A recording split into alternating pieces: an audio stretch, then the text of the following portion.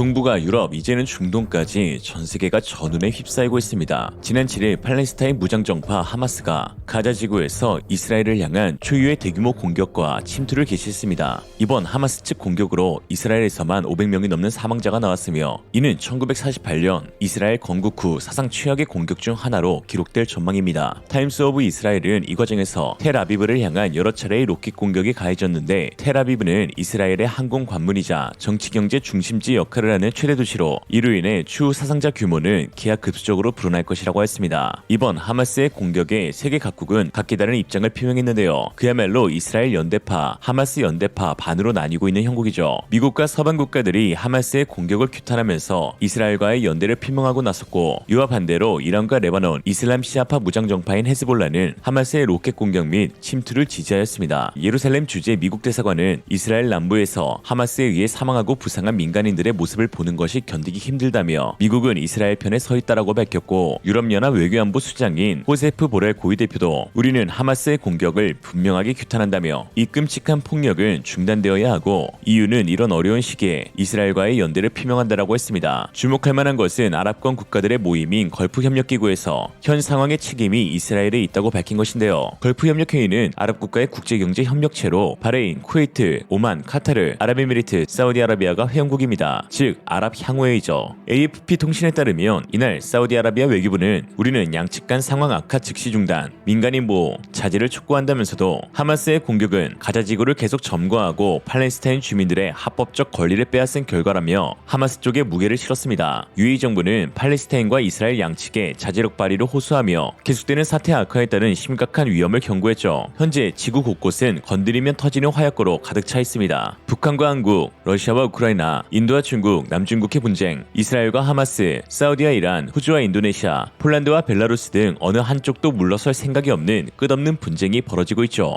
이런 상황에서 자연스레 각국 군비 증강의 요구는 빗발치고 있습니다. 자국의 안보를 지킬 수 있는 가장 확실한 방법은 바로 강력한 군사력을 보유하는 것이기 때문입니다. 평화와 안정을 기약하자는 말뿐인 약속은 언제라도 부침개 뒤집듯 바뀌어버릴 수 있는 것이 현 국제정세인 듯합니다. 그리고 무기는 더 이상 단순히 자금력만으로 구매할 수 있는 영역에서 벗어났습니다. 정치적 영역 안으로 확실하게 진입하게 되었죠. 특히 세계 1위의 무기 수출국인 미국의 무기를 원하는 국가들은 많이 있지만 하마스의 이스라엘 공격으로 인해 그 납기 시기는 더욱 지연될 예정입니다. 미국은 하마스를 규탄하며 군사, 정보, 무기를 포함한 전 분야에서 이스라엘의 모든 지원을 제공할 것이라고 밝혔기 때문이죠. 현재 많은 국가들이 미국의 무기를 인도받기를 번호표 뽑고 기다리고 있습니다. 미국산 다연장 로켓 하이마스, 대전차 미사일 제블린, 사드와 패트리어트 방공 시스템, F-16, F-35 전투기, M1 에이브람스 전차, 각종 포탄과 무유도 로켓 미사일 등 주문량이 대거 밀려있지만 미국은 이스라엘을 향한 지원 및 판매를 최우선 순위로 세울 수밖에 없는데요. 미국은 이스라엘을 지키기 위해 질적 군사적 우위 QME를 명문화하고 있기 때문이죠. 미국은 QME 지원 정책을 통해 10년 단위로 이스라엘을 향한 막대한 군사 지원을 법적으로 정하고 있는데, 미 의회 조사국에 따르면 1946년 이스라엘 건국 이후 2018년까지 군사 원조액은 무려 979억 달러, 111조 원에 달하고 경제 원조는 343억 달러, 38조 9천억 원, 미사일 방어 원조도 64억 1140만 달러, 7조 2600억 원에 달했습니다. 더욱이 걸프협력회의가 공개적으로 이스라엘의 책임을 묻고 있는 현재 상황, 미국은 중동 국가들에게 방산 무기를 판매할 수도 없고 또 해서도 안 되는 상황이겠죠. 이에 군비 증강이 시급한 세계 여러 나라들은 차선으로 눈을 돌릴 수밖에 없습니다.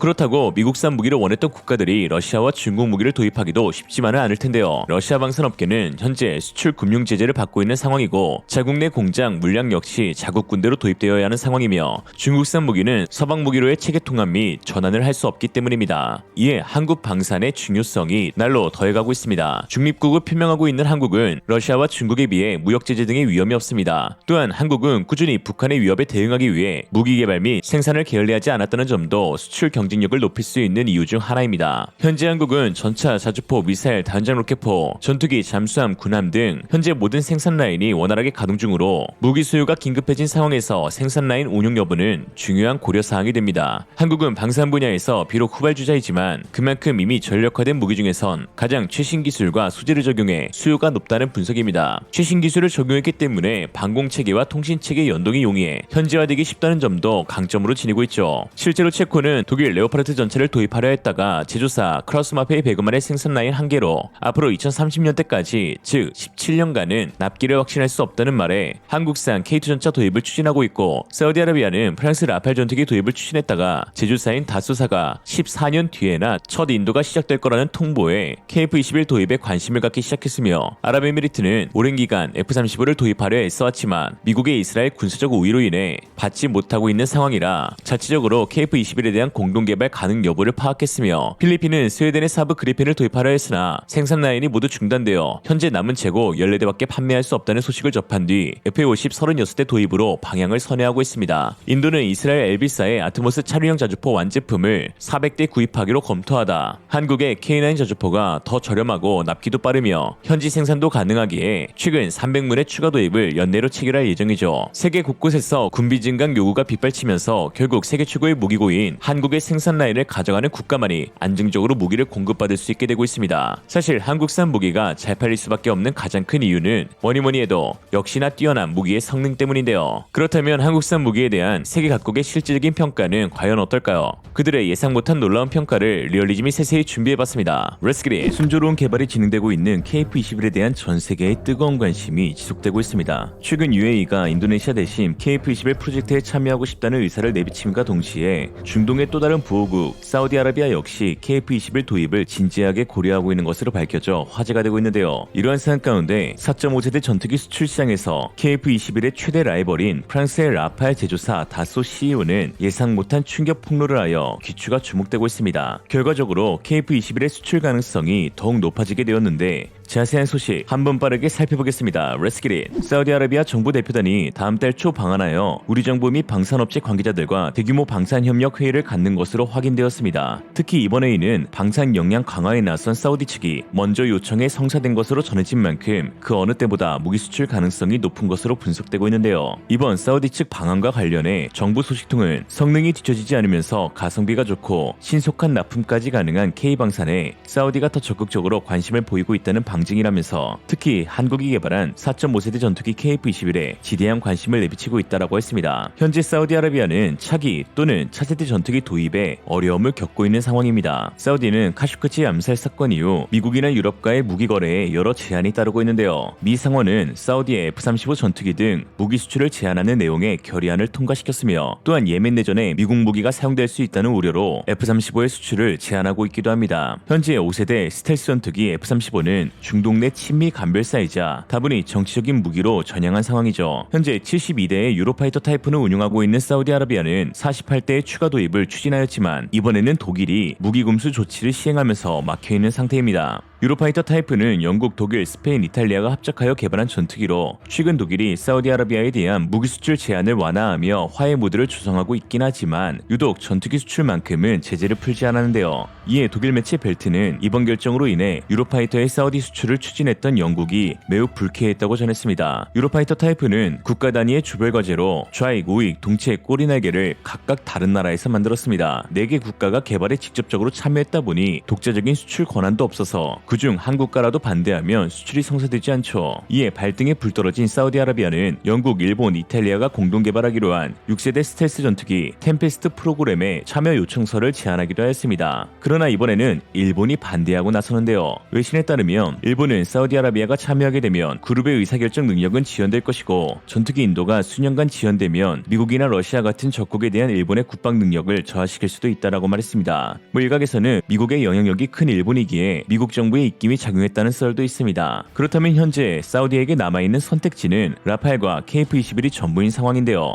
이런 상황 가운데 라팔 CEO의 충격적인 폭로가 터진 것입니다. 바로 지금 구매해도 14년 뒤에나 첫 한 대를 인도받을 수 있다는 믿지 못할 발언이었죠. 한때 라파라 8년이 아니오라는 유머까지 나올 정도로 수출 실적이 없어 조리돌림 당했던 다소의 라팔은 현재 세계적인 군비 증강 추세에 힘입어 엄청난 수출 판매 실적을 올리고 있습니다. 지난 12개월 동안 3개국의 추가 수출과 92대의 계약을 체결하기도 했는데요. 그러나 문제는 바로 생산 능력이 뒷받침되지 않는다는 데 있습니다. 라팔 CEO 베르나르 카타르 찰스는 지난해 다소는 그리스, 인도, 카타르에 총 13대의 납품을 진행했으며 5년 만에 처음으로 프랑스 공군에 한 대의 라팔을 납품하려 하였고 올해는 12대의 생산이 계획되어 있으며 이는 모두 프랑스 공군을 위한 내수형이라고 하였습니다. 즉 현재 라팔의 생산 능력은 월 한 대 수준이라는 것이 밝혀진 것이죠. 현재 라팔은 2021년 수출권 49대, 2022년 수출권 92대, 총 164대의 백로그가 남아있는 상황으로 164개월이 지나야 지금까지 계약한 대수를 모두 납품할 수 있는 것입니다. 자그마치 13년이라는 긴 세월인데요. 이렇게 말씀드리면 아니 현지 생산을 통해 도입국가와 나눠 생산하면 되지 않냐 하실 수 있는데 그 현지 생산 부분이 사우디가 라팔이 아닌 KF-21을 선택할 가능성이 높은 이유로 부각되고 있습니다. 2016년 인도는 36대의 라팔을 구매하면서 메이드 인 인디아 현지 생산을 요구하였습니다. 그러나 프랑스 다소사는 인도에서 라팔 생산 시설을 구축하기 위해서는 적어도 100대의 추가 구매가 이루어져야 가능하다라고 선을 그었는데요. 이는 해외 현지 생산에 적극적으로 나서고 있는 한국 카이와는 사뭇 다른 모습이죠. 인니에 100% 기술 이전이라는 파격적인 조건까지 내걸며 라팔 수출에 진심이었던 프랑스 다소는 왜 유독 현지 생산만큼은 인색한 것일까요?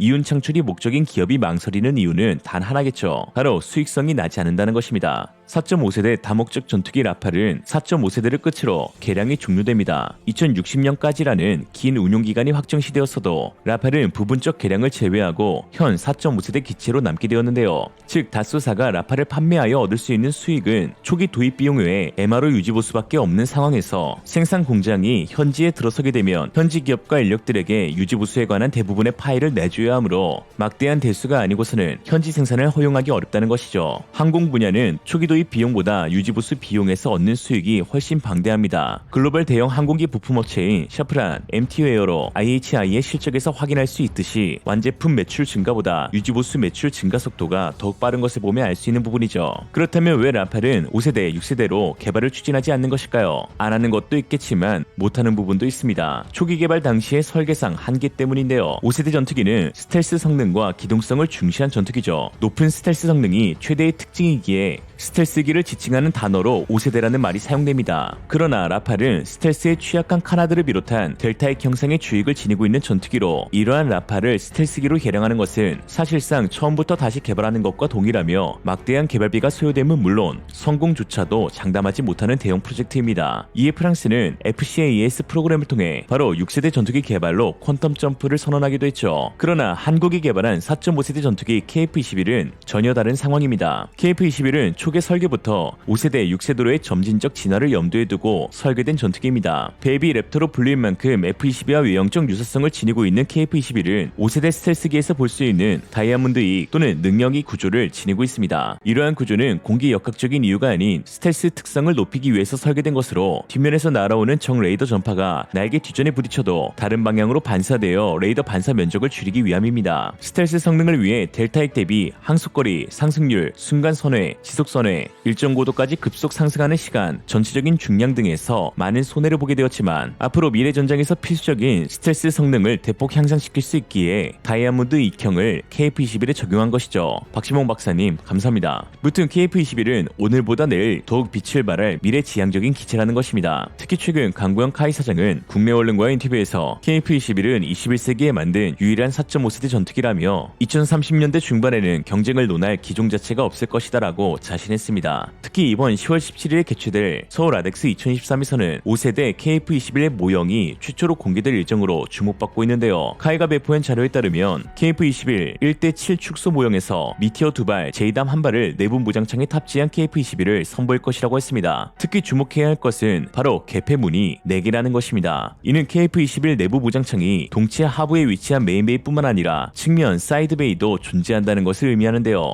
5세대 스텔스기인 F-35에는 메인베이만 존재하고 F-22에는 사이드베이가 존재하는 사문형 내부 무장창을 지니고 있습니다. 외형상 미니 F-22로 불리고 있는 KF-21이기에 F-22의 내부 무장창을 참고할 것으로 예상되며 동일한 형태의 내부 무장창이 탑재된다는 것을 유추할 수 있죠. 즉 이러한 점진적인 개발과 수출 지향적인 KF-21의 장점은 사우디아라비아에게 있어 매우 큰 메리트로 작용하고 있습니다. 이번에 한국에 방한하는 사우디의 대표단에는 사우디 국영 방산기업 사미의 CEO 왈리드 아부 할레드가 포함되어 있는데요. 아부 나브알레드 CEO는 그동안 여러 외신을 통해 한국 방산의 눈부신 성장을 롤모델로 삼고 있다고 언급한 바 있습니다. 사우디아라비아는 세계 5위의 국방비를 지출하고 있지만 세계 군사력 순위는 22위에 머물러 있는데요. 반면 한국은 국방비 지출 세계 9위, 군사력 순위는 세계 6위로 지출 규모와 군사력 순위의 균형이 이상적인 국가 중 하나입니다. 사우디아라비아가 한국보다 훨씬 더 많은 국방비를 지출하고 있음에도 군사력 순위에서 뒤처지는 이유는 자국의 방산 역량이 부족하기 때문입니다. 즉 외산 무기의 의존도가 매우 높다는 것인데요. 이에 최근 아브알레드 CEO는 사우디아라비아 방산 기업을 2030년까지 글로벌 탑 25 내에 기업으로 성장시키겠다는 포부를 밝혔습니다. 그러면서 이를 달성하기 위한 주된 목표는 바로 현지화라면서 현재 3%에 불과한 자국 생산 역량을 50%로 대폭 끌어올리겠다라고 하였죠. 그리고 이러한 사미의 목표를 달성하기 위해서는 해외 방산업체와의 협력이 최우선 조건이라고도 하였습니다. 아무리 돈이 많은 사우디라고 해도 방산 분야 특성상 쉽사리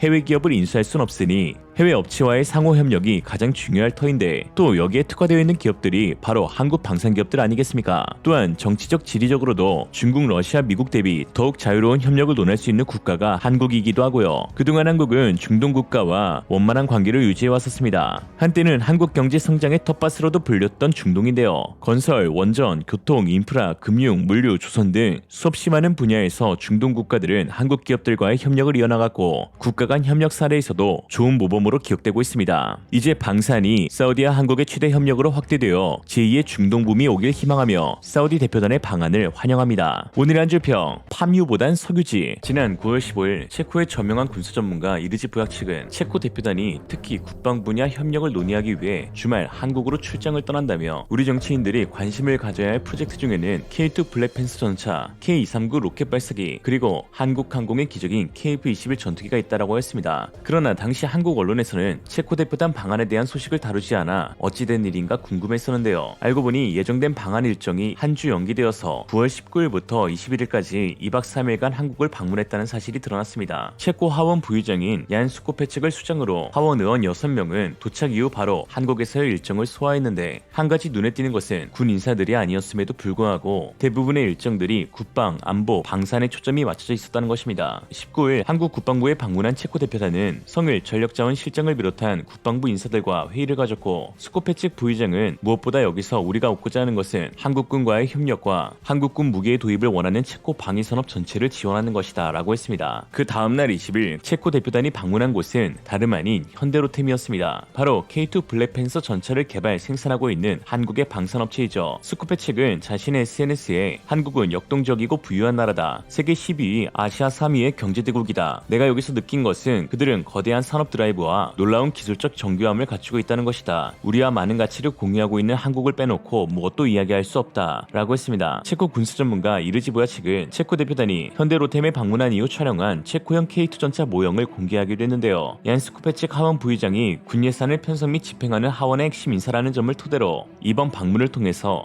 현대로템 측에 K2 전차에 대한 가격 문의를 물은 것으로 추정되고 있습니다. 원래 체코는 독일산 레오파르트2 전차를 구매하기로 기정사실화되어 있었습니다. 그러나 체코에게 고민거리를 던져준 복병이 새롭게 나타나게 된 것인데 바로 K2 블랙팬서 전차이죠. 체코는 현재 T-72 구형 소렌지 전차를 개조한 버전 30여 대를 운용 중입니다. 수량이 적은 탓에 제7 기계화 여단, 제73 전차대대 딱 한 곳에만 배치된 상황이죠. 체코 국방부는 지난해부터 레오파르트 최신형 27 플러스 40에서 50대를 구매하기로 추진하던 찰나 주변국이 운용하던 K2 전차에 대한 예상치 못한 평가에 충격을 받았고 지금까지 결정을 미루면서 연기되게 된 것입니다. 지난해 10월 3일 체코 매체 데니크는 독일 아니면 한국, 노르웨이의 전차 평가는 체코군에 영향을 끼쳤다라는 제목의 기사를 보도했습니다. 폴란드는 K2 전차만을 원해 현지 시험 테스트를 거치지 않은 반면 노르웨이는 K2 전차와 독일 레오파르트를 후보에 올려놓고 평가했다는 점에서 체코가 많은 영향을 받고 있는데요. 특히 노르웨이, 체코 모두 50여 대를 도입 예정이기에 참고할 사항이 많았던 것이죠.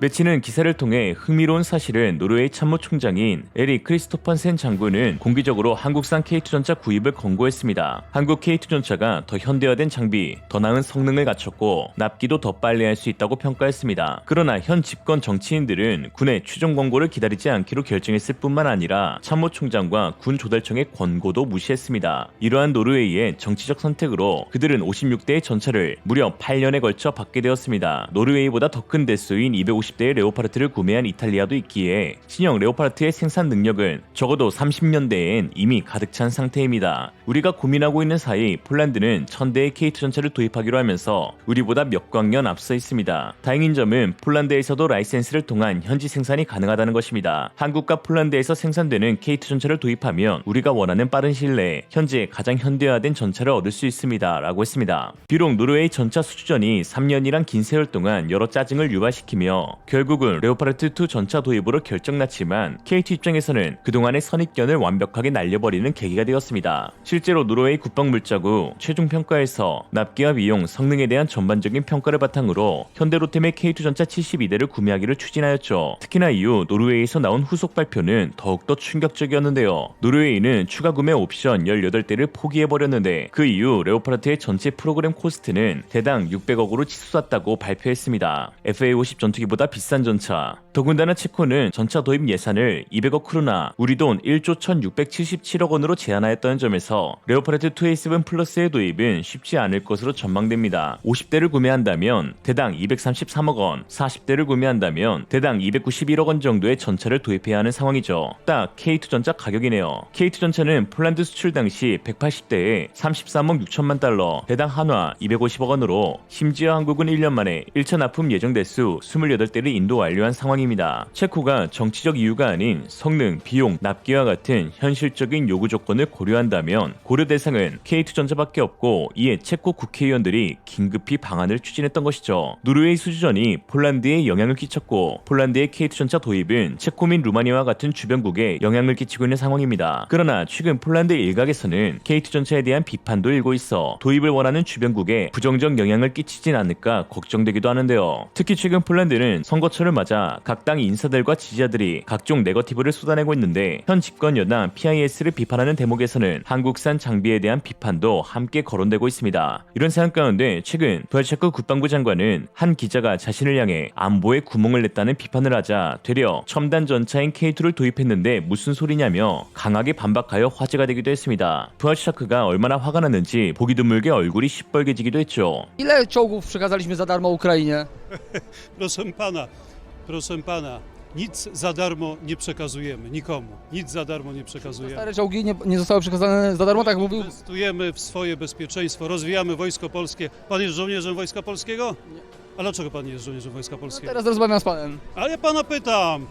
Dobrze. Jak prowadzimy dialog, no to Tak, rozmawiajmy. jasne. Dlaczego Ja mam pan pytanie. jest Ja mam pytanie, Ale ile chce pan bronić naszej ojczyzny? chcę bronić ojczyzny? No to proszę bardzo, zapraszam do wojska. Ale mamy jeszcze czym bronić? Zapraszam, oczywiście, że mamy. Bo pojawiają się Był głosy, pan że defiladzie? Widział pan defiladę? Pojawiają się głosy, że rozbroiliśmy się To kłamcy, którzy takie rzeczy mówią.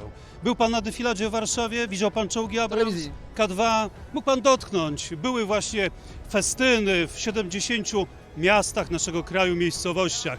Niech pan nie uprawia propagandy. Ale takiej. jakiej propagandy? No takiej, jaką pan...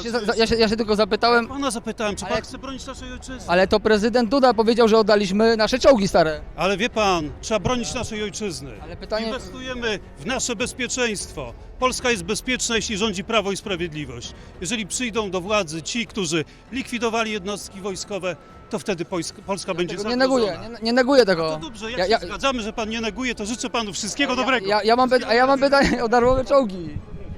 폴란드의 구형전차를 우크라이나가 지원하는 것을 두고 안보가 약해졌다는 기자의 발언에 부하체크는 당당히 야 K2 전차 못 봤냐 임마를 시전했습니다. 실제로 K2 전차를 운용하고 있는 폴란드 16기가 사단에서는 K2 전차에 대한 평가 보고서를 발행했는데 놀랍게도 극찬에 극찬이 쏟아져서 화제가 되었습니다. 폴란드 밀더 리자드 존스키가 입수한 정보에 따르면 K2 전차는 뛰어난 기동성으로 모든 전차 가운데 가장 높은 점수를 받았으며 유기압식 서스펜션으로 인한 전차 승무원의 피로도가 급감하였고 자동 로더를 사용하여 모든 조건에서 빠르게 장전할 수 있으며 넓은 시야각을 갖고 있어 장거리 작전이나 악천후 속에서도 쥐약한 전투가 가능하다고 평가했습니다. 그러면서 K2 블랙팬서를 두고 전차병들은 폴란드가 운용해왔던 전차 중 역대 최고의 전차라고 하였죠. 또한 폴란드 국영 매체 TVP의 카밀 트자스카 국방 전문 기자 역시 K2 전차는 매우 이국적인데 내부에 처음 들어가는 순간부터 그것을 느낄 수 있습니다. 지금까지 폴란드에 있었던 어떤 것과도 비교할 수 없습니다. K2, 레오, M1 세 가지 중 어느 것이 더 나은지에 대한 건전한 경쟁이 진행되고 있는데 분명한 것은 사격 시 K2가 정확도 면에서는 유리하다는 것입니다. 그러나 모든 무기가 그러하듯 장점이 있으면 단점도 존재할 텐데요. 폴란드 억가 네티즌들이 K2를 비판할 때 주로 거론되는 것이 바로 측면 장갑입니다. 특히 최근 폴란드에서 열린 라도메어 쇼에서 국정모를 한 네티즌이 K2 전차의 장갑 두께를 일일이 잰 뒤 사진을 박제해 놓아 논란이 일고 있는데요. 폴란드에서는 두 가지 반응을 보이고 있는데 상세 재원을 공개하는 것은 국가안보 차원에서 좋지 못하다는 반응과 이로써 K2 전차의 측면 장갑이 종이와 같이 얇다는 것이 드러났다라는 반응입니다. 치수를 재어 올린 네티즌은 이어 한국 국정감사에서 제기된 불세5 코넷 대전차 미사일을 막지 못한다는 썰은 타당해 보인다라고 했죠. 그리고 그 아래로는 부수입 많은 K2 전차에 대한 비판글이 달렸습니다. 이런 상황 가운데 폴란드 군사 전문가 야로슬라프 볼스키는 하나는 알고 둘은 모르는 것이라며 K2 전차 측면 장갑을 두둔해 놔서 놀라움을 주었는데요. 이게 왜 놀랍냐 하면 야로슬라프 볼스키가 그동안 꾸준히 M1 에이브람스 전차를 지지해왔고 유독 한국산 무기에 대한 반감을 드러내왔던 사람이기 때문입니다. 그는 자신의 SNS에 누군가 K2GF에 올라가 치수를 쟀지만 새로운 사실이 나온 건 아니다. 분명한 것은 K2 전차는 매우 특별하게 설계된 전차라는 것이다. 즉 무게를 줄이는 것이 최우선으로 고려되었다. 그래서 전차 전면은 에이브람스와 레오파르트와 차이가 없지만 측면은 다소 얇다. 그러나 이것은 결함이 아니라 특징이다. 또한 물리적인 방어력의 두께가 방어력과 직접적으로 관련되는 것만은 아니다. 중요한 것은 방어체계의 구성과 장갑의 재료이다 라고 했습니다. 지난해 한국 국감에서 불거진 불세5 대전차 미사일의 K2 장갑 관통 이슈는 폴란드, 노르웨이, 루마니아, 체코 등 K2를 도입하려는 국가들에게로 매번 전해져 현지 네티즌들의 좋은 비판거리가 되고 있습니다만 그러나 불세를 측면에 맞고 버티는 전차는 단언코 없습니다. 불세는 러시아 대전차 미사일 코넷을 카피하여 생산하였는데 코넷은 성형 자격의 텐덤 탄두를 사용하여 관통력이 무려 1400mm에 달합니다. 현존하는 모든 서방제 전차를 일격 격파할 수 있는 수준이죠. 코넷에 관통된다는 것은 K2 전차가 특별히 측면 장갑이 얇아서도 아니고 또 55톤의 가벼운 전차라서도가 아니라 65톤의 메르카바, 75톤의 챌린저2와 같은 떡장갑을 두른 전차들도 포탑 측면에 제대로 꽂히면 모두 박살나는 것은 매한가지입니다. 그런데 유독 K2 전차만 방호가 안 된다는 이야기로 퍼지고 있으니 어이가 없을 따름이죠. 사실 K2 전차의 측면 장갑을 에이브람스나 레오파르트 수준으로 향상시키는 것은 한국이 기술이 없어 못하는 것이 아닌 안 하는 것인데요. K2 전차는 한국군의 소유에 맞게 극악의 험지에서도 뛰어난 기동성을 가져야 했고 이에 무기를 줄이기 위해 최선을 다했습니다. 오히려 전차 개발에 있어 각종 무장 및 장비를 달고도 중량을 줄이는 설계가 더 어렵지 중량을 높이며 방어력을 상승시키는 것은 쉬운 작업입니다. 더군다나 폴란드 역시 각종 늪지, 호수와 같은 험지들을 지니고 있고 이에 애당초 전차 도입 요구 조건이 60톤 미만이었습니다. 그로 K2 전차만이 늪지와 호수, 언덕이 많은 북부 오르지스, 바르미아 마주리 지역의 주둔군인 16기계화 사단 주력 전차로 사용되고 있는 것이죠. 에이브람스와 레오파르트 전차는 이곳에서 단 한 대도 운용되지 않고 있습니다. 심지어 K2 억가 네티즌들이 그토록 좋아하는 에이브람스는 최근 개량을 통해 중량 줄이기를 시전하고 있는 상황인데요. 미국 차세대 전차 개량 사업 책임자인 제프리 노먼 장군은 우크라이나에서 보았듯 전차의 기동성을 높이기 위해 중량을 줄이는 것이 최우선이라며 현재 에이브람스의 개량을 폐기하고 새롭게 추진한다라고 했습니다. 노먼 장군이 모든 수단과 방법을 가리지 않겠다고 한 만큼 중량을 줄여 기동성을 높이는 작업은 현대 전장에서 매우 중요하고 매우 까다로운 일이죠. 폴란드 역시 K2 전차의 가벼운 중량에서 비롯된 우수한 기동성에 만족하여 차기 K2PL 전차 역시 총 중량을 60톤 미만으로 제한시킨 상황에서 K2 장갑 능력에 대한 비판은 타당하지 않은 것입니다. 물론 방호력은 현대 전장에서 중요한 부분 중 하나입니다. 그러나 전차에게 있어서 방호력은 맞아도 버틸 수 있는 개념이 아닌 사전에 위험을 차단하는 개념으로 볼 수 있는데요. 최고의 공격은 최고의 방어인 것이죠. 이런 상황 가운데 폴란드 MSPO에서 선보인 K2PL은 폴란드의 이러한 우려를 한방에 씻어내기 충분하였습니다. 그동안 덕지덕지 붙어있던 포탑 측면 반응 장갑을 일체화한 보강 작업이 실시되었고 또한 사전의 위협을 방지할 수 있는 첨단 방어 기술 즉 APS, ADS, 드론 제머, RCWS 등이 접목되었습니다. 대표적으로 눈에 띄는 것은 바로 포탑 4군데에 장착된 고급 탐지 시스템 그리고 포탑 후방 2곳에 장착된 트로피 능동방어 체계 그리고 상부에 장착된 드론 제머와 RCWS입니다. 트로피 APS는 현존하는 최고의 하드킬 능동방어 체계로 360도 보호돔을 만들어 전차를 향해 발사된 미사일을 모든 각도에서 보호할 수 있으며 별도의 조작 없이 능동적으로 대응탄을 발사하여 그 사이 동시에 전차병은 적을 섬멸할 수가 있습니다. 발사된 이후 새로운 탄을 장착하는 과정 역시 자동화되어 빠르게 후속탄을 대비할 수가 있죠. 특히 전차 포탑 중앙에는 새로 개발된 드론 제머 시스템이 장착될 예정인데요. 이 드론 제머는 별도의 개조나 추가 공간 확보 없이 드론과 유도 미사일 미사일을 제밍하여 전차를 보호할 수 있습니다. 이로써 우크라이나 전에서 입증된 전차의 주적인 드론과 대전차 미사일을 효과적으로 방어할 수 있게 되는 것이죠. 그럼에도 불구하고 비판할 사람들은 여전히 야 그냥 좋다는 기술 다 때려박은 거네 라고 폄하할 수 있지만 이 통합하는 것 자체가 쉬운 일은 아닙니다 이 새끼들아. 일례로 호주가 도입한 복사 장갑차는 스파이크 대전차 미사일과 아이언피스트 APS를 통합하려 했으나 중량 증가로 인해 설계 변경이 필요해 처음 예상보다 훨씬 더 복잡한 과정이 필요하다고 했습니다. 새로운 첨단 시스템을 장착하면서 무게까지 줄이는 설계야말로 기술력인 것이죠. 실제로 K2PL의 포탑 외형 설계가 변경된 부분도 있고요. 즉 폴란드 일부 네티즌들이 K2 전차의 방호력을 두고 비판하는 것은 그 목적에 맞게 설계되었다는 사실을 하나도 고려하지 않고 있는 것입니다. 마치 페라리를 몰면서 야 이거 실내가 왜 이렇게 좁냐 라고 욕하는 것과 같죠. 그래서 제가 페라리가 아닌 실내가 넓은 코나를 선택한 것입니다.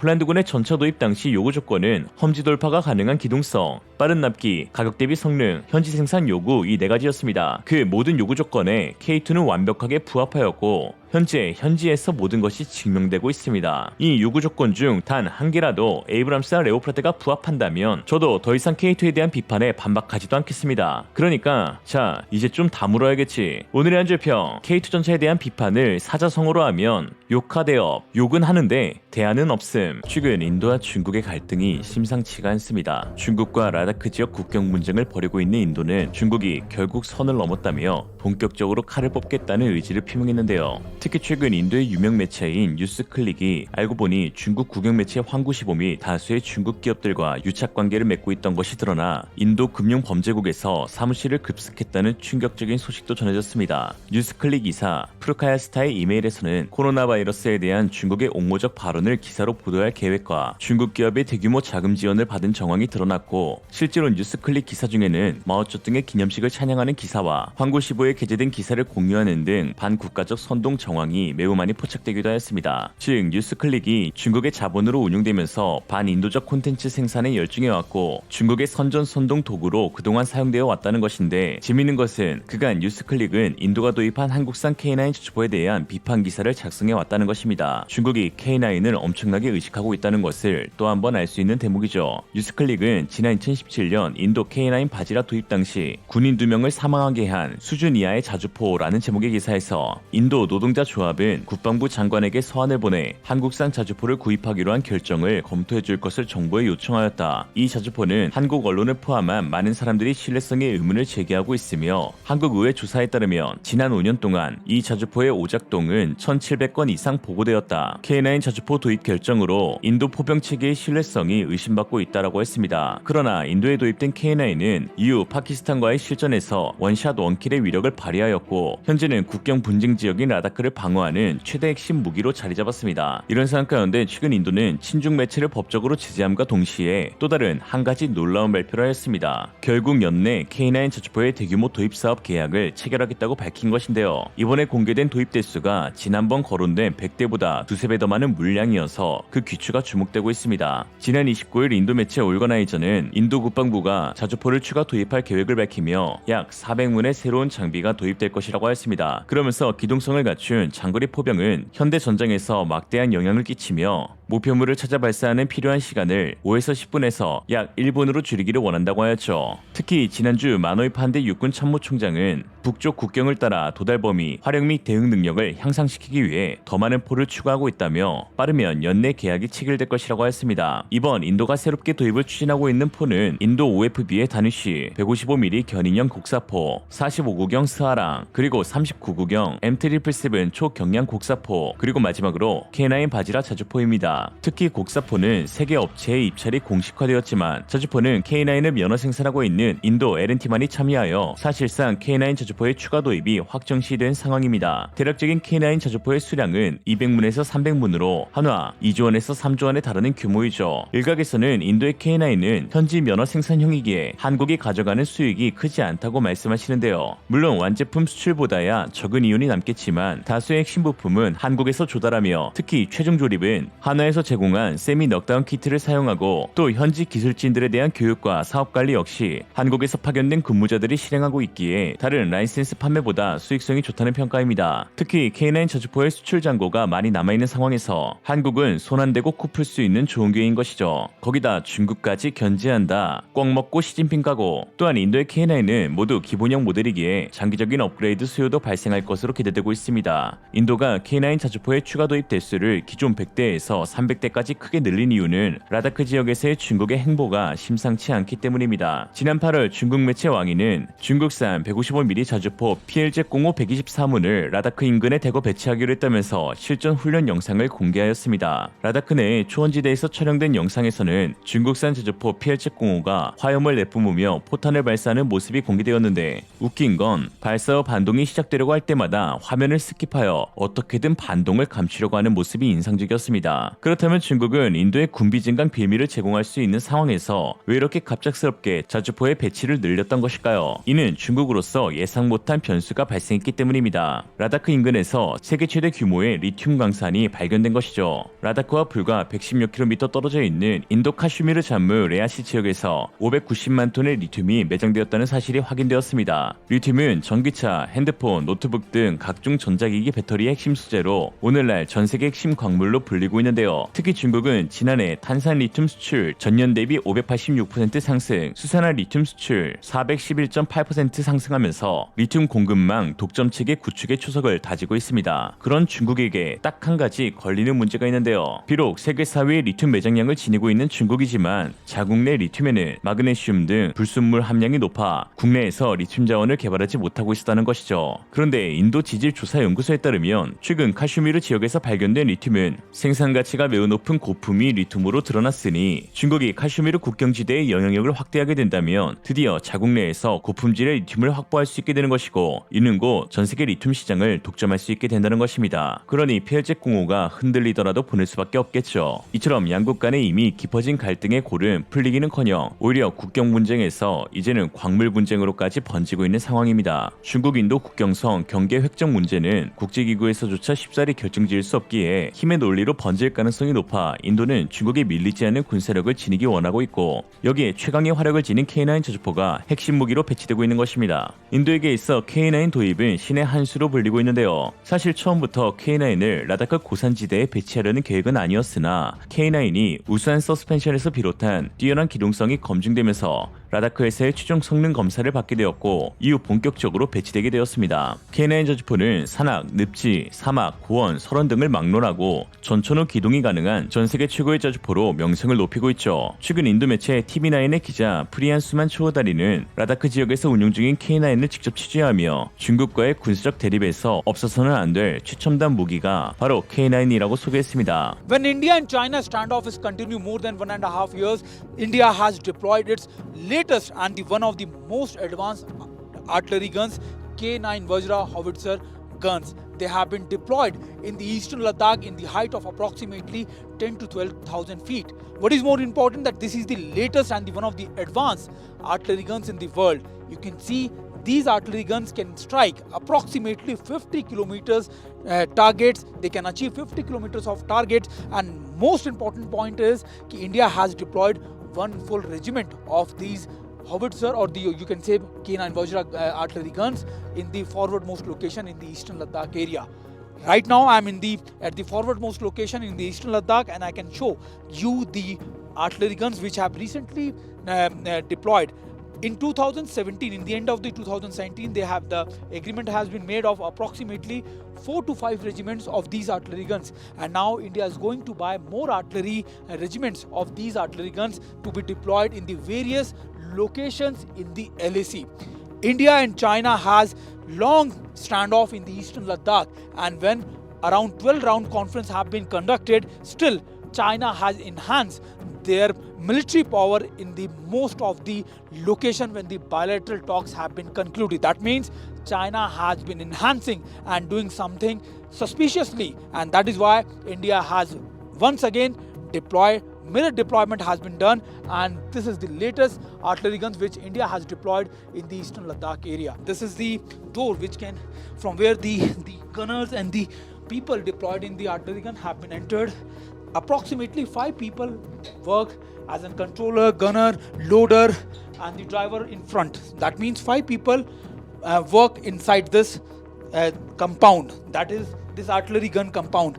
Approximately 50 shells can be deployed or can be carried in this artillery gun, and once at a time. And after the fire, approximately 8 seconds after the one fire, the second shell can be not only loaded but it can also be fired. So all this process take only 8 to 10 seconds, and this around 50 shells can be fired in back-to-back manner. And I can just show you, this is not only best for the eastern Ladakh area because it has the heaters, or you can say it can manage the temperature in the high altitude, but it also have air conditions, so that if they will be deployed in the deserts area, that also the crew doesn't have any problem in their deployment. And it has also capability of nuclear and biological chemical weapons. It can seal itself from each and every angle, and the crew doesn't have any problem when the nuclear or the chemical biological weapons can be fired to this artillery gun near to this location.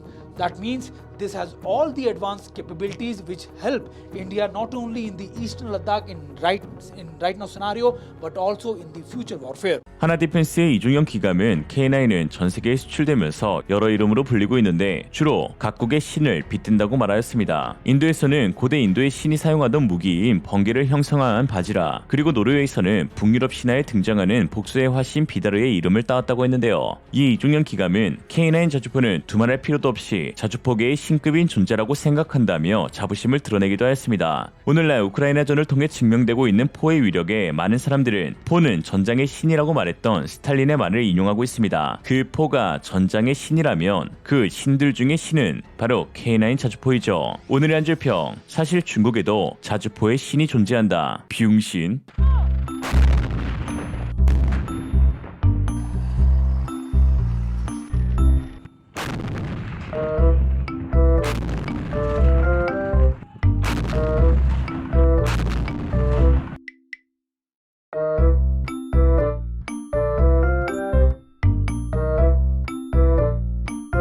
중국의 핵잠수함 침몰 의혹이 결국 사실로 밝혀져 충격을 주고 있습니다. 지난 10월 4일 데일리메일과 더타임스 등 복수의 영국 매체들은 입수한 영국 비밀정보국의 기밀 보고서에 따르면 중국 해군의 핵추진 잠수함 093형 417 잠수함이 서해에서 침몰하여 선원 55명이 숨진 것으로 확인되었고, 사고는 8월 21일 임무를 수행하는 동안 발생했다고 하였습니다. 무려 한 달이 넘도록 중국은 인정하지 않고 사고 자체를 부인하고 있었네요. 사실 중국 핵잠수함의 침몰 정황은 지난 8월 대만 매체를 통해 먼저 제기되었었는데요. 당시 대만은 중국 산타우 앞바다에 가까운 대만 남서쪽 해상에서 수색 및 구조 임무를 수행하는 다수의 예인선 항공 사진을 입수해 핵잠수함 침몰이 사실일 가능성이 크다고 봤고, 결국 이번 영국의 보고서로 인해 사실로 확인된 것입니다. 세계 1티어의 정보기관인 영국 비밀정보국에서 밝힌 것인 만큼 이제 중국도 부인할 수가 없는 상황이다 라고 생각했지만, 역시나 중국은 아직도 침몰 사고를 부인하고 있습니다. 아마 중국이 보유한 잠수함 가운데 가장 강력한 전력으로 평가받고 있는 093형 잠수함이 침몰한 것이기에 더더욱 기를 쓰고 부인하고 있는 듯합니다. 현재 중국 바이두와 황구시보와 같은 중국 매체에서는 해당 소식에 관한 뉴스가 일제히 보도되지 않고 있는데요. 또한 중국 군사 전문가들이 운영하고 있는 채널에서는 특정 세력들이 이러한 루머를 악용하여 부정적인 영향을 만들려 하고 있다며 오히려 중국 정부의 은폐 작업에 힘을 보태고 있는 지경입니다. 그러나 아무리 중국이 은폐한다 하더라도 결국 진실은 떠오르기 마련일 텐데요. 영국 정보국이 조사한 사고 정황과 그리고 피해 규모는 은폐가 쉽지 않을 정도로 매우 구체적이기도 합니다. 사망자 명단에는 동부정부 사령부 해군 잠수함 대장 서룡평을 포함한 장교 22명, 장교 생도 7명, 하사관 9명, 해군 명사 17명 등 승무원 전원의 이름이 올라와 있었죠. 즉 중국이 해당 사고를 부인한다면 서룡평 함장의 현재 모습을 공개하면 끝날 일입니다. 특히나 서룡평 같은 경우는 중국에서 구국 영웅으로 만들려고 했던 인물입니다. 중국 매체는 2019년 인민해군 창설 70주년을 맞아 서룡평 대장이 중러해 상합동 훈련에 참가해 뛰어난 잠수함 운용 능력을 선보였다는 특집 보도를 내기도 했습니다. 당시 서릉평은 나에게 소원이 있다면 조국을 위해 전장에서 싸우다 전사하는 것이라는 말을 하였지만 결국 어이없게 자국의 손에 의해 목숨을 잃었고 또 자국의 손에 의해 사망조차도 인정받지 못했습니다. 중국 0930 핵잠수함의 침몰 원인은 다른 누구에게 있는 것이 아닌 바로 중국 스스로에게 있던 것입니다.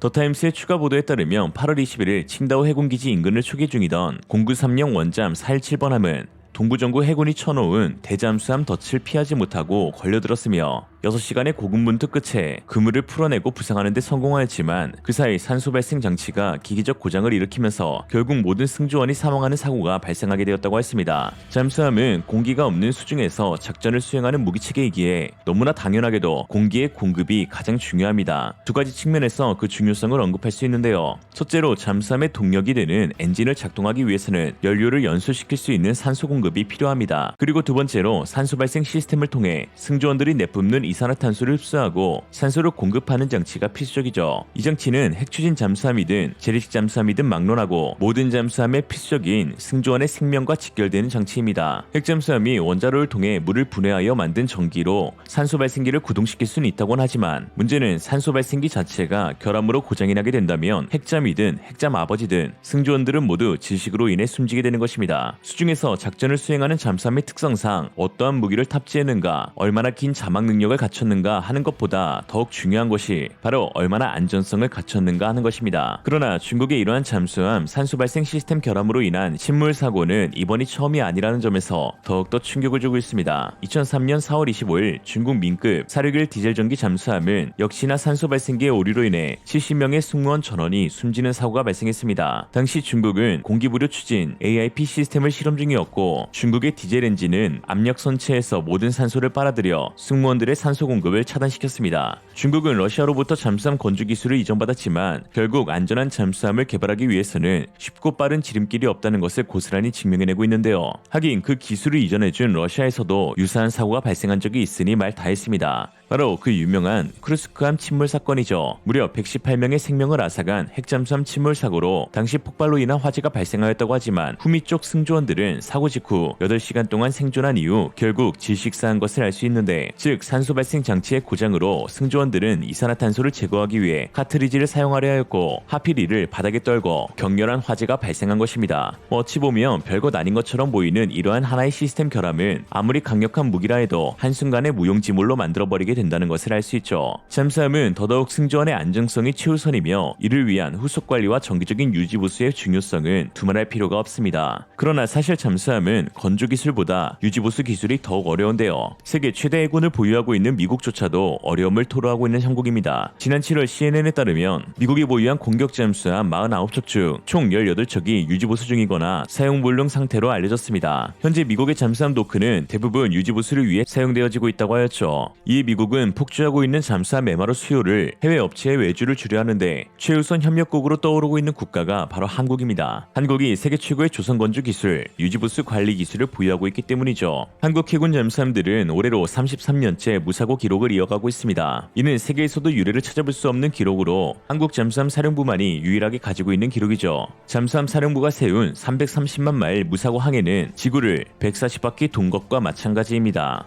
특히나 최근 1200톤급 잠수함 박이함은 지난 8월 30만 마일 무사고 안전 항해 기록을 달성했는데요. 박이함은 대우조선해양에서 건조한 장보고급 잠수함 4번함으로 1995년 8월 31일에 취역해 운용된 지 28년 동안 수많은 항해와 실전 훈련 가운데 단 한 번의 사고도 없었던 것입니다. 이번에 사고가 난 중국의 상급 0930 잠수함이 2017년 건조되어 불과 5년 만에 사고가 발생한 것과 비교해보면 박이함이 얼마나 오랜 세월 동안 철저한 안전관리를 받았는지 알 수 있는 부분이 이는 한국의 잠수함을 건조하는 조선업체들의 기술력, 그리고 그 잠수함을 운용하고 있는 잠수함 사령부의 철저한 안전의식이 배합된 결과입니다. 한국은 30년 전 독일로부터 기술 이전을 받을 당시 독일조차 찾아내지 못한 결함을 발견해낼 정도로 조선과 관련해서 발군의 기량을 뽐냈습니다. 또한 잠수함 사령부는 100번 자망하면 100번 부상한다는 부대구호처럼 안전을 최우선 목표로 삼고 있죠.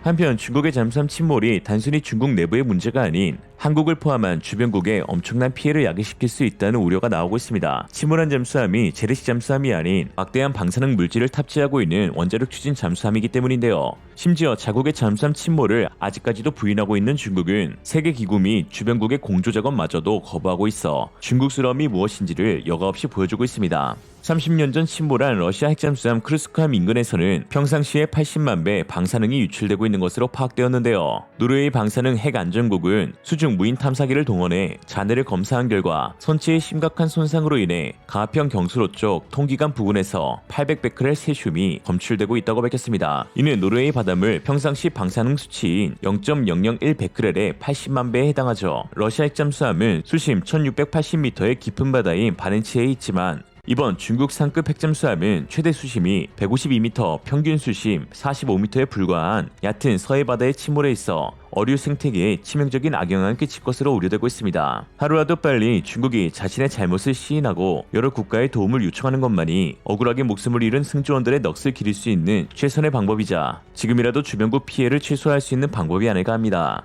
이번 사고를 통해 목숨을 잃은 사람들과 그 유가족들에게는 국적을 넘어 위로의 말을 건네지만 계속 은폐하고 있는 중국 정부와 이를 동조하고 옹호하고 있는 언론들은 비판을 받기에 마땅하다고 생각합니다. 중국이라 욕하는 것이 아닌 욕먹을 일에 욕하는 것이니까요. 오늘의 한 줄 평, 자국 군인까지 희생시키며 체면만 내세우는 시진핑에게 딱 1초의 시간만 투자하고 싶다.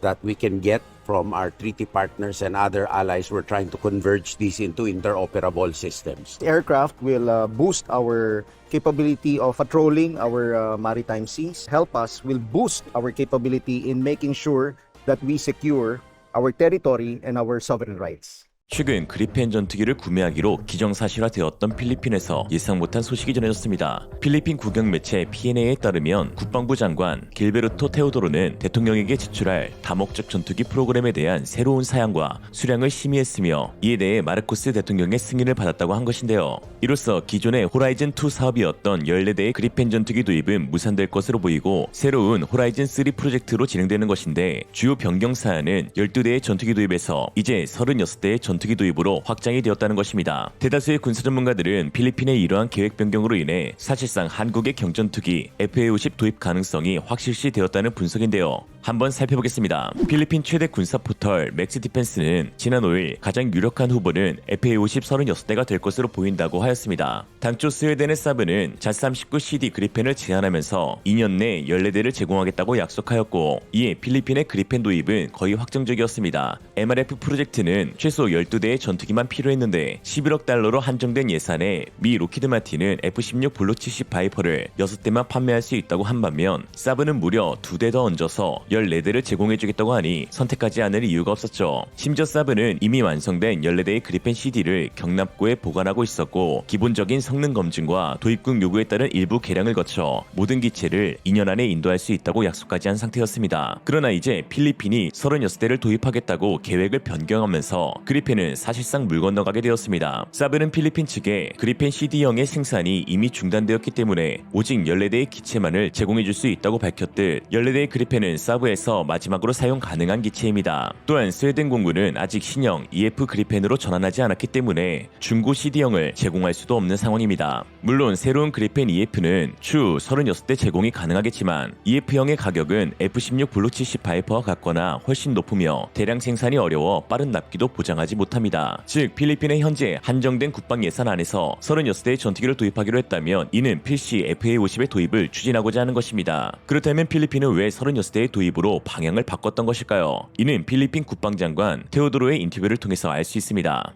12 fighter, 12 lang.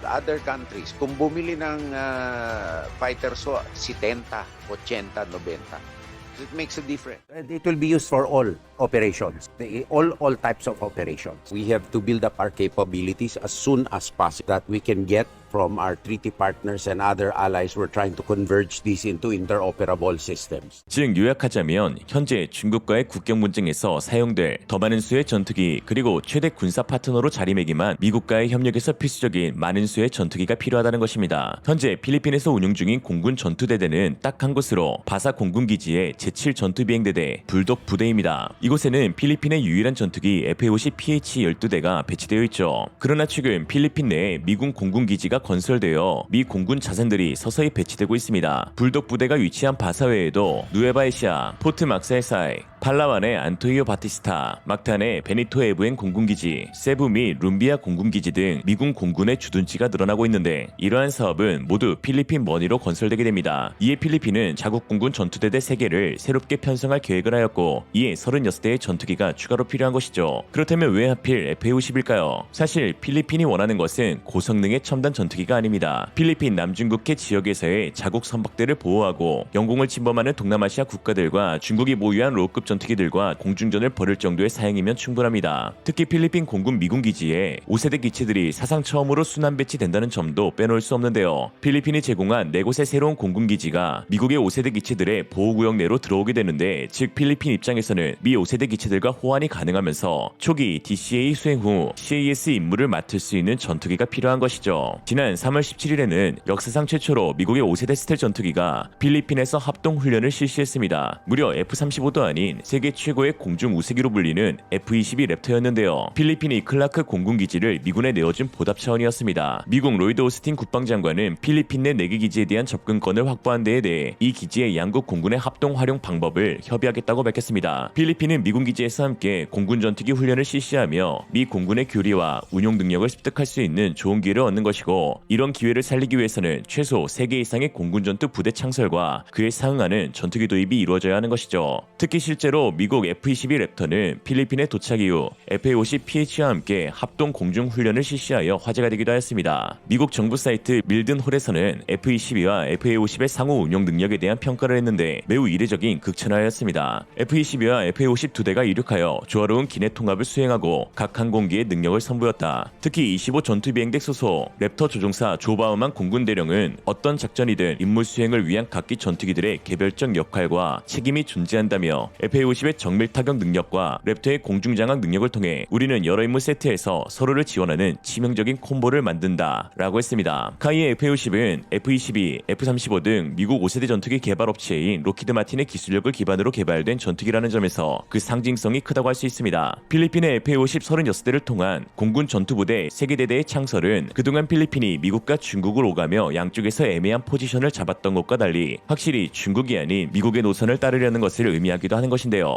양국의 협력을 상징하는 것이 바로 36대의 FA-50이 될 예정입니다. 특히 최근 필리핀은 중국과 해상 명령권을 두고 치열한 다툼을 벌이고 있습니다. 지난 2일 남중국해 스카보로 남추에서 필리핀 어선이 중국의 불법 어선과 충돌하여 침몰하게 되는 끔찍한 사고가 발생했는데요. 이 과정에서 필리핀 어민 3명이 사망하고 11명이 중상을 입기도 하였습니다. 또한 지난달 22일에는 중국이 아예 스카보로 주변에 필리핀 어선들의 접근을 차단하기 위해 약 300m 길이의 부표 장벽을 설치하였고 필리핀 정부는 이를 두고 국제법 위반이라고 비난했습니다. 결국 필리핀 해양경비대는 지난달 25일 마르코스 주니어 대통령의 지시에 따라 장벽을 철거하였는데 중국 외교부는 도리어 필리핀이 불법으로 자국의 자산을 훼손시켰다며 크게 반발하기도 했죠. 하루가 멀다 하고 남중국해에서는 필리핀 해양경비대와 중국 해경 및 해상민병대의 무력 충돌이 벌어지고 있는데 이에 항공 지원을 해줄 수 있는 전투기가 꼭 필요한 상황입니다. 해상민병대의 불법 어선에 대응할 때의 시간당 유지보수 비용이 수천만 원씩 깨지는 4.5세대 전투기는 과잉 대응이며 단돈 500만 원이면 충분한 FA-50은 필리핀에게 있어 최고의 선택이 될 수 있는 것이죠. 실제로 작년 3월 필리핀은 해상민병대가 필리핀의 배타적 경제 수역에 나타나자 FA-50을 출동시키기도 했습니다. 최대 마 1.5의 속도로 날아가는 FA-50은 그 존재 자체만으로도 중국 불법 어선들에게 매우 위협적이었습니다. 저공에서의 초음속 비행은 불법 어선들의 혼을 빼놓기 충분하였죠. 중국 관영 매체 황구시보는 FA-50에 대한 특집 보도를 낸 필리핀을 저격하면서 FA-50이 뛰어난 공대직 공격 능력을 보유하고 있는 경전투기이지만 중국이 해외에 수출하는 JF-17보다는 공중전 능력이 열등하다는 비판을 하였습니다. 그러나 이제 필리핀 내 F-22와 함께 FA-50이 남중국해에 뜨게 된다면 중국 입장에서는 해상민병대도 중국 전투기들도 옴싹달싹 못하게 되는 상황을 맞이하게 되는 것이죠. 해상민병대를 타겟하는 FA-50 공중전에서의 우위를 확보하는 F-22 사실상 현존하는 최고의 조합이 아닐까 합니다. 그리고 무엇보다 필리핀이 FA-50에 대한 신뢰를 보내는 것은 무려 4차례의 실전에서 전투를 수행한 경험이 있기 때문입니다. 2016년 ISIL 공습작전, 2017년 아부사야프 토벌작전과 마라위 공습작전, 2021년 반군사령관 조지 마들러스 사살작전 등 수차례 실전에서 매번 정확한 타격으로 전과를 올린 FA-50입니다. Ibinubuhos na yata ng Armed Forces ang lahat ng pwedeng maibigay para matapos sa itong problema sa Maute Group. Pero malinaw sa mga nangyayari talagang hirap ang tropa ng pamahalaan.